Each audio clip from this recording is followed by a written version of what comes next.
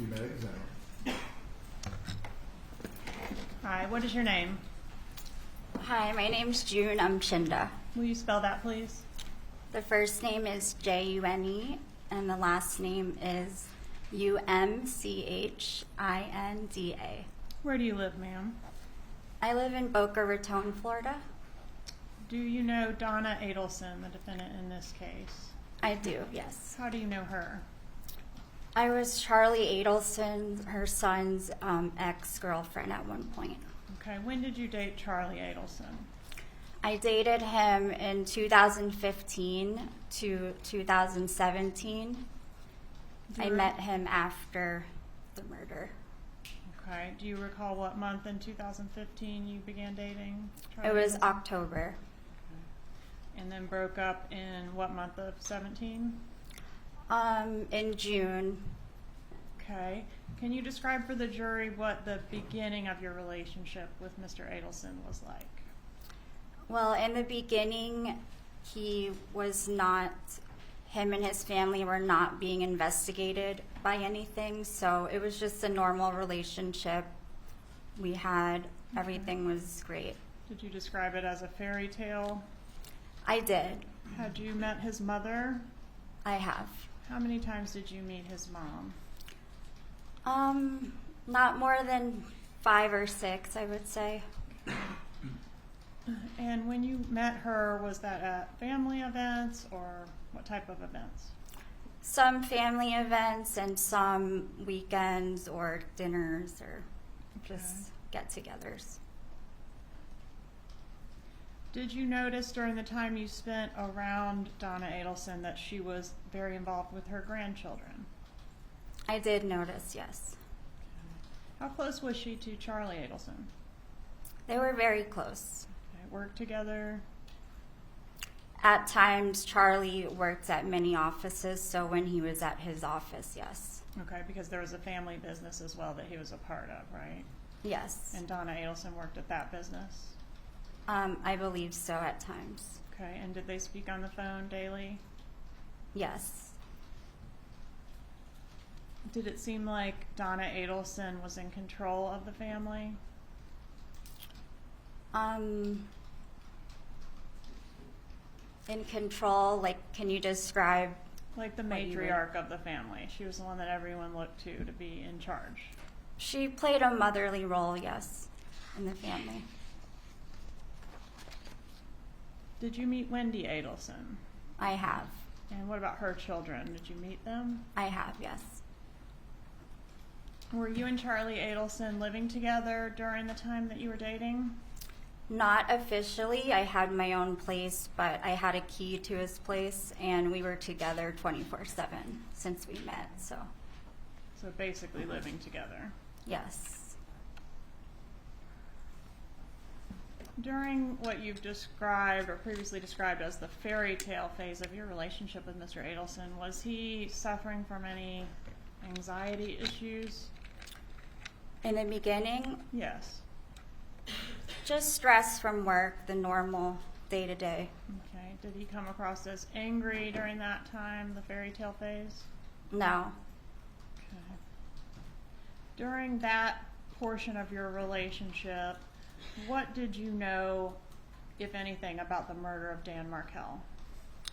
I had no idea who Dan Markel was. I've never seen the case in the media. I just know that when I asked Charlie about his family, he advised me that his brother-in-law was murdered and shot in the head in the garage, and they don't know who did it. So that's all I knew. It was pretty short.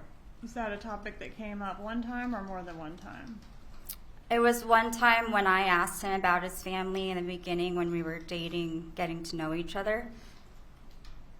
And then obviously throughout our relationship, it became a bigger topic. Okay, but during the fairy tale phase, was it a topic that would come up regularly, like what's going on with the investigation and wonder who did it, that sort of thing? So the fairy tale phase, that was before the investigation, before they suspected him or his family. So no, it did not come up, just that one time. Okay, and did you previously say, did you have a law enforcement interview in this case? I did. I did not know I was being recorded, but yes. It was recorded. I though, was, right? yes. You had a chance to review it? Many times, yes. And in that interview, did you say for court and counsel, page 50, lines 19 through 23, quote, like they weren't ever curious, like who really killed him. They weren't upset about it, it seemed like. Did you say that? If it's there, yes, I said that. All right, and then there was a time, which, are you familiar with the bump in which law enforcement approached Donna Adelson posing as a gang member or a criminal? Yes, ma'am. Okay. And in that, after that bump, did everything sort of change in your relationship with Charlie Adelson? During and after, absolutely. Okay. And that law enforcement operation that I'm referencing occurred April 19th of 2016. Is that something that he reported to you? Were you aware that that happened with his mom? No, definitely not. He didn't say Not anything? during the time. Okay. When did you learn about that? I might have even learned about it from 2020 or something when we watched it, or he told me later on Okay. after the fact. So although you were inseparable at the time it happened, he didn't mention it to you? No.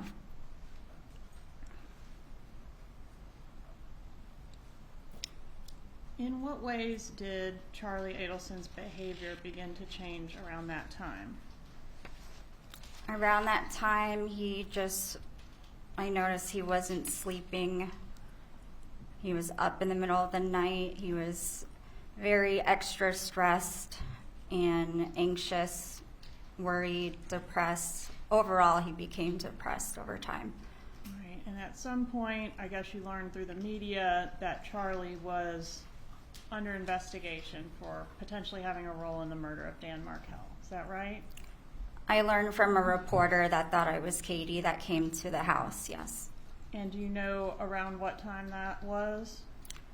I believe it was like May or June when Luis Rivera got arrested around that time. Okay. And once you learned... Or I'm sorry, Luis.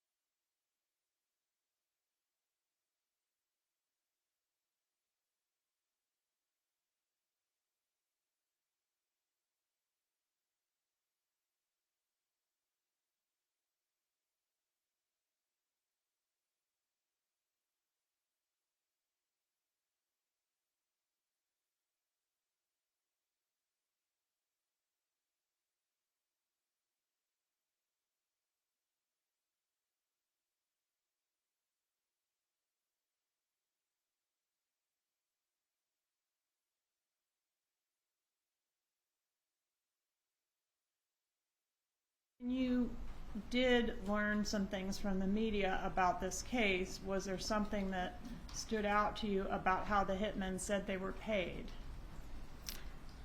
I did read the affidavit and everything, which said Luis or somebody mentioned they were paid in staples, like bundles of cash with staples. And why did that stand out to you?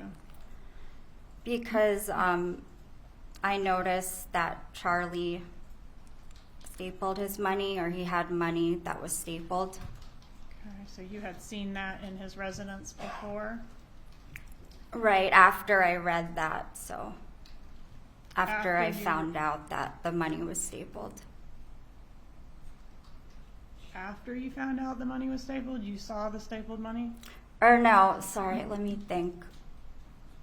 I can't remember the exact moment, but I know when I saw the money, a red flag came up, and I was like, after the fact that I saw it, I was thinking, oh, I think Luis said he got paid in some stapled cash, and I mentioned to Charlie that he should just put a paper clip in it. Instead, we talked about the staples, so. Okay, but you had seen before learning that the hitmen were paid in stapled money, had you not seen stapled money in Charlie Adelson's residence? Before the hitmen were paid?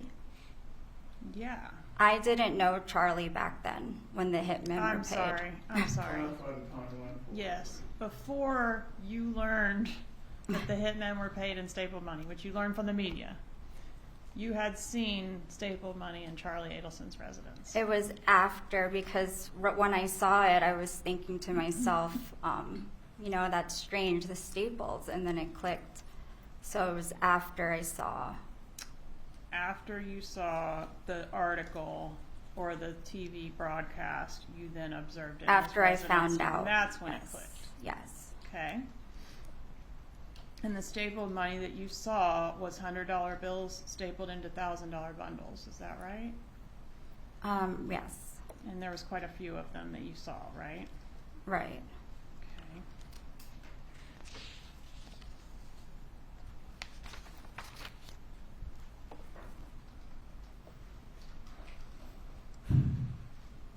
Okay. During the time between,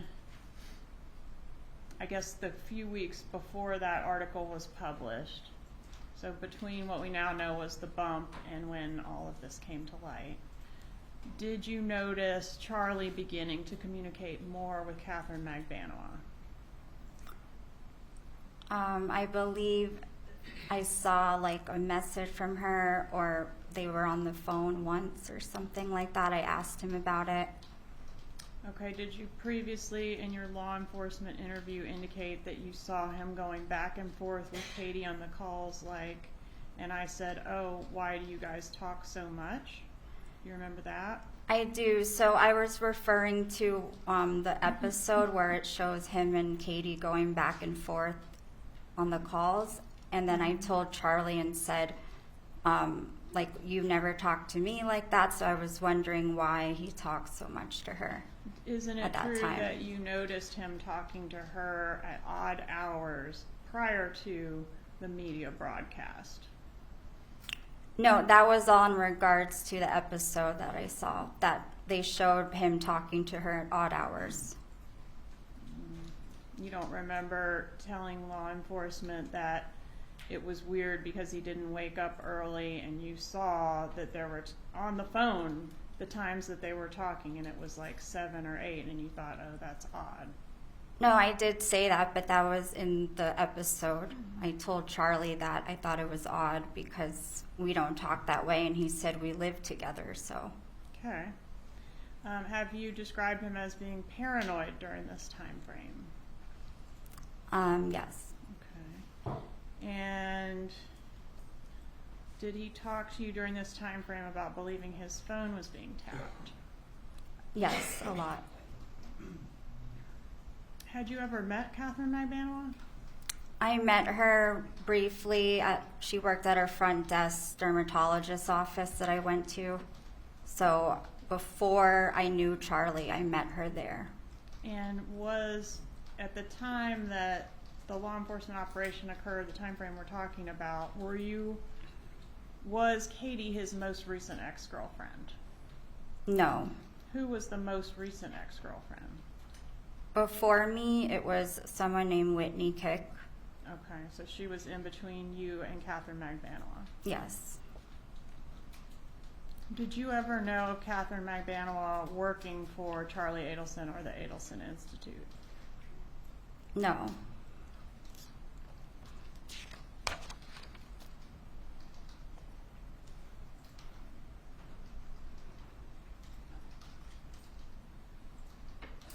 All right, and then when you mentioned you were still with him at the time that Magbanua was arrested, did his erratic behaviors get better or worse at the time of her arrest? It was worse. Okay. And can you describe those behaviors for the jury?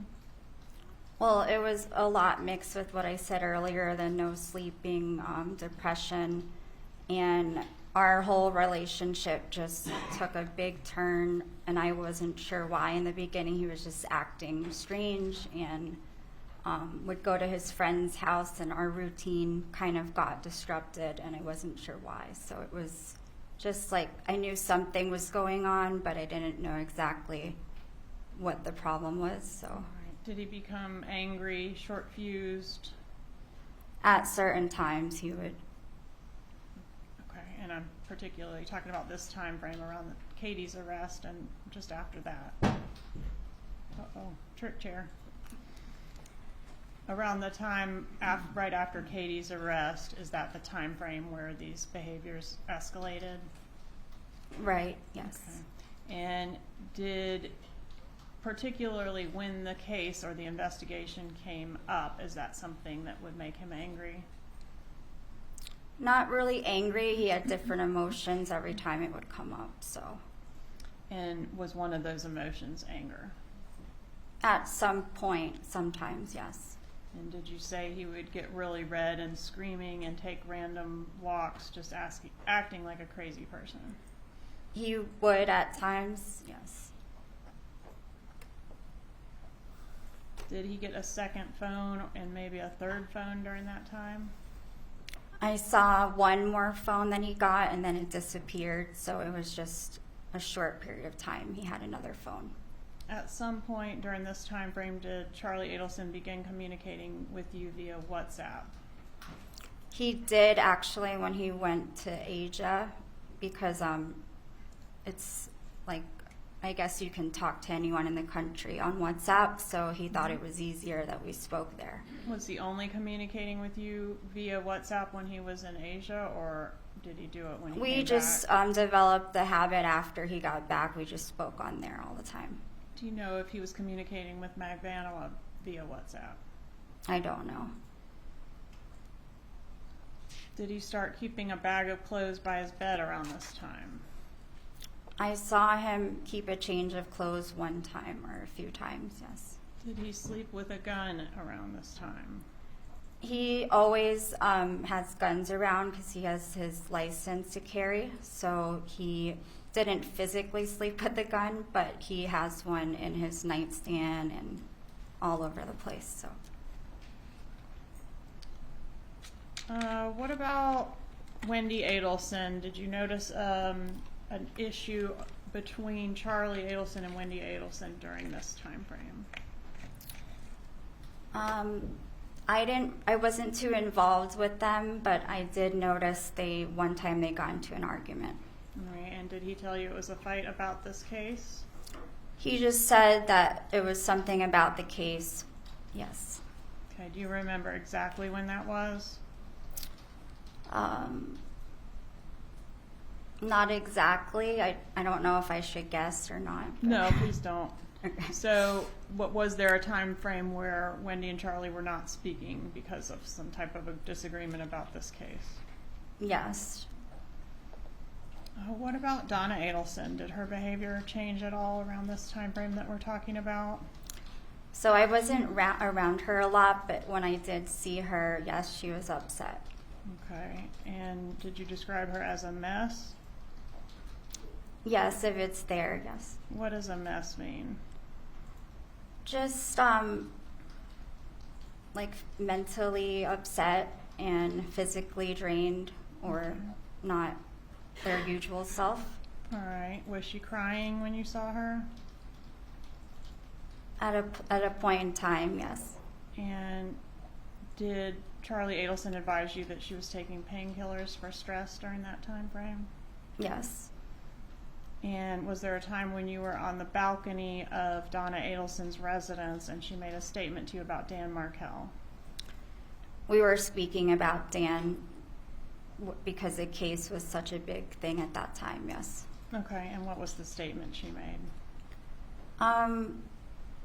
Well, her life was crumbling down in her family's life, so she said everything felt like Dan was haunting her from the grave, or them, I don't know. Whatever it says there. She feels like Dan's back from the grave, like haunting her or something. In reference to that, yes. Yeah. No further questions? Cross-examination. Thank you. Please remain seated. The attorneys for the defense are not examining. No comments. Okay.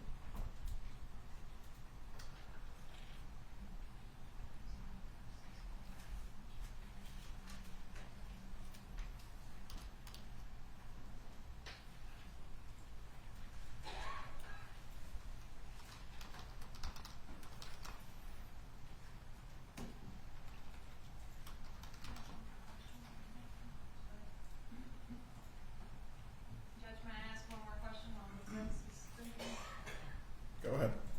Did Charlie Adelson make a statement to you about Catherine Magbanaway's breast augmentation? After the 2020 episode, he made a statement and joked about it, yes. What did he say? He was saying they were thinking that he paid for the whole thing, and then he said, he said he paid for one or something and laughed. Only paid for one of the breasts. Half of the work. Right, but he was laughing, so it was just a joke. Okay.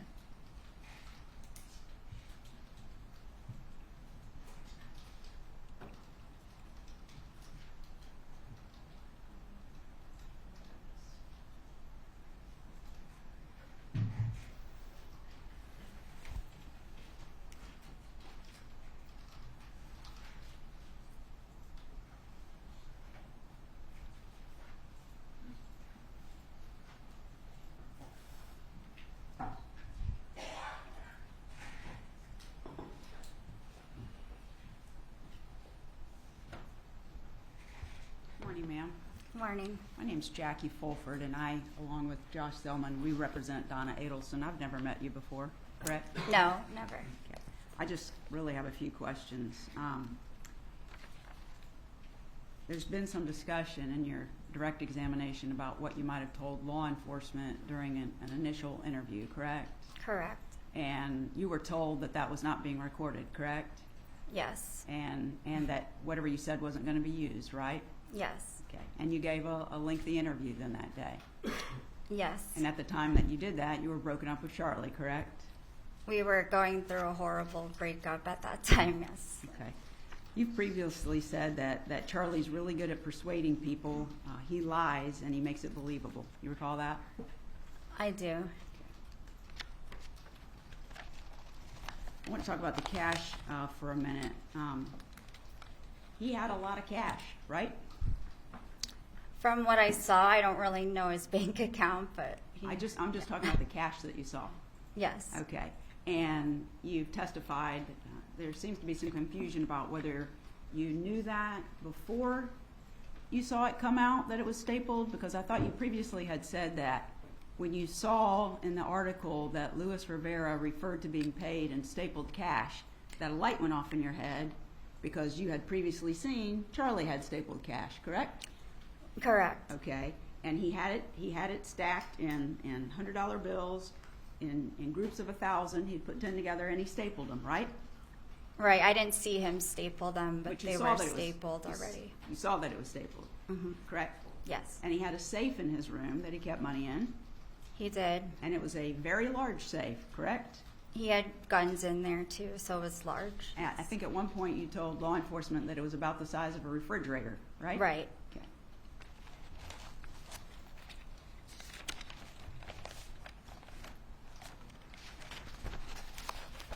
So you did an initial interview. You've been deposed. You testified in Catherine Magbanaway's trial and in Charlie's trial, right? Right. This is my 4th trial. Okay. So I have the transcripts from each of those. And you testified on direct that you didn't think the Adelsons, referring to all of them, you didn't think they were curious about who had killed Danny and what had happened. You recall telling law enforcement that? Right, at that time it seemed that way. Okay, and didn't you later say that you were really just speculating about that? Yes.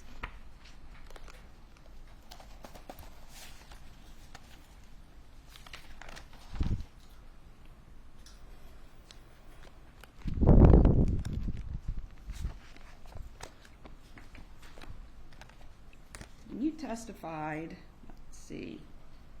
when you testified in Katie McBanawa's second trial, referring to this statement about attributing to Donna that she said those words about Danny coming back from the grave and haunting her, in Katie's second trial, you actually kind of came off of that, didn't you? Wait, I'm sorry. Can you say it again? Yeah, sure. When you Lost testified, train of thought. so you originally made that statement to law enforcement. You used those words. Yes. He came back from the grave, haunting her, something to that effect. Right. Okay. But when you testified in Katie's trial, didn't you say that those weren't the exact words that she said? She was just very upset, and to you it came out like that. Didn't you testify to that? What's the page and line, please? Let's see, it would be page 1196. Well, it starts at line 3, the questioning, but the answer is lines 14 through 16. I don't know, like, if they were those exact words, I think she was just so, like, stressed out and upset that that's how it came out. That's what you testified to, correct? If it says it there, I don't remember Katie's trial because it's been a while, but if it says it there, then that's what I said. And you were testifying under oath then, correct? Every single time that you've given these... Answer out loud all questions. I'm sorry.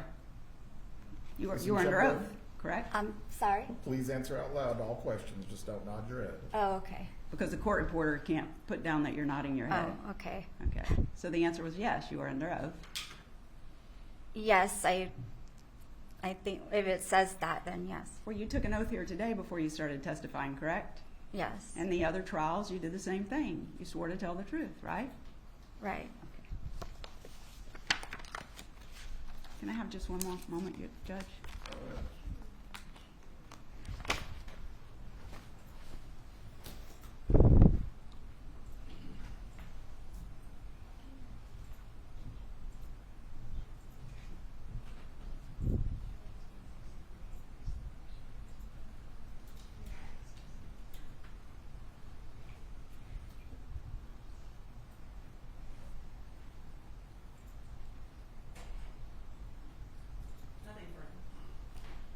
Any redirect examination? No, Your Honor. Is the witness released? Yes. You may step down at this point. Thank you. Have a good day.